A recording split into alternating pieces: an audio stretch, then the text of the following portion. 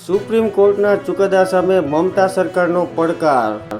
અંતિમ શ્વાસ સુધી લડીશ. નોકરી ગુમાવનારા 25,000 શિક્ષકોને મમતાનું આશ્વાસન. આવતીકાલે ટ્રમ્પનો ટેરિફ બોમ્બ ફૂટશે.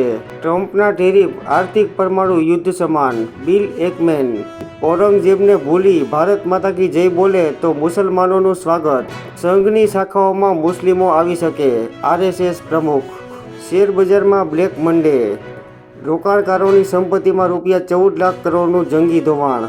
ગુજરાતમાં 200 ગુનેગારોએ ગન લાયસન્સ મેળવી લીધાનો ઘટસ્ફોટ. 4 રાજ્યોમાંથી ઓલ ઇન્ડિયા ગન લાયસન્સનું ષડયંત્ર. ગરમી સંબંધિત કેસમાં વધારો નોંધાયો. હીટ વેવની અસર. 10 દિવસમાં ઝાડા ઉલટી સહિતના 900 કેસ. ગેસના બાટલાનો ભાવ ₹50 વધી ₹853 થતાં ગૃહિણીઓ પર મોંઘવારીનો માર. પેટ્રોલ ડીઝલ પરની ડ્યુટીમાં ₹2નો વધારો પણ રિટેલ ભાવ નહીં વધે. અમદાવાદની સોસાયટીઓમાં ધંધાકીય પ્રવૃત્તિની 3500થી વધુ ફરિયાદ. ફરિયાદોના ઢગલા છતાં પગલાં લેવામાં કોર્પોરેશન નિષ્ફળ. અમદાવાદના વીએસ નજીકના મહેતા કોમ્પ્લેક્સની ઘટના. ઓનલાઈન ગેમમાં નાણાં હારતા પિતાના ઠપકાના ડરથી પુત્રએ જીવન ટૂંકાવ્યું. અમદાવાદ મનપાના અધિકારીઓને બેદરકારી દાખવવા બદલ પોલીસ ફરિયાદ નોંધાશે. સરકારના જીકાસ હેઠળ કોમન પ્રવેશમાં કોલેજો ન જોડાય તો દંડ કરો. યુનિવર્સિટીઓને આદેશ. આજથી કોંગ્રેસનું રાષ્ટ્રીય અધિવેશન. પક્ષની દશા અને દિશા મુદ્દે મંથન થશે. ગુજરાતમાં ભ્રષ્ટાચાર, બેરોજગારી અને સામાજિક અન્યાય મુદ્દે લડત લડી ભાજપને હરાવવા કોંગ્રેસ ખાસ રણનીતિ ઘડશે.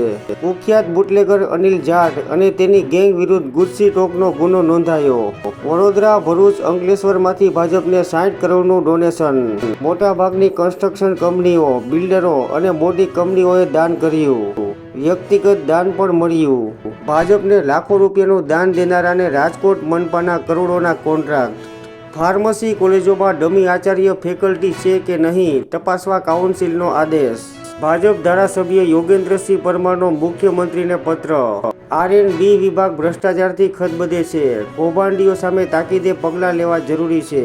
ગત નાણાં વર્ષે 6% વધારા સાથે વાહનોનું રિટેલ વેચાણ 2.61 કરોડથી વધુ. વકફ સુધારા સામે સુપ્રીમમાં 7 અરજીઓ. વહેલા સુનાવણી અંગે નિર્ણય લેવાશે. 102 કિલો સોનું સહિત 137 કરોડના મુદ્દાબાલના કેસમાં મહેન્દ્ર શાહ, પુત્ર મેઘ શાહ અને પુત્રી નીલી શેઠ વિરુદ્ધ આખરે સમન્સ જારી. દેશની ટોચની આઈઆઈટીમાં પણ જાતિગત ભેદભાવ થતા હોવાનો વિદ્યાર્થીઓનો આક્ષેપ.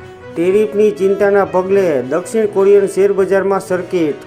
ઇંગ્લેન્ડના વ્હાઇટ બોલ ક્રિકેટના કેપ્ટન તરીકે હેરી બ્રુકને જાહેર કરાયો. બટલરે કેપ્ટન્સી છોડી દેતા જગ્યા ખાલી પડી હતી. રમકડાની કંપનીઓ માટે સુવર્ણ તક. ચીન વિયેતનામને પાછળ છોડવાની તક. ટેરિફ મુદ્દે ટ્રમ્પ મક્કમ. બિટકોઈને $75,000ની સપાટી ગુમાવી. કાશ્મીરમાં રિઝવાન અબ્દુલ્લાએ સ્વાગત કરતા વિપક્ષ ભડક્યો. વર્તમાન નાણાં વર્ષમાં રિઝર્વ બેંક $4 ટ્રિલિયન લિક્વિડિટી ઠાલવશે. બિલ ગેટ્સની હાજરીમાં ભારતીય એન્જિનિયરે રાજીનામું ધરી દીધું. ચીન સહિતના દેશો ભારતમાં સસ્તી ચીજો વેચશે તો ડમ્પિંગનો ખતરો વધશે.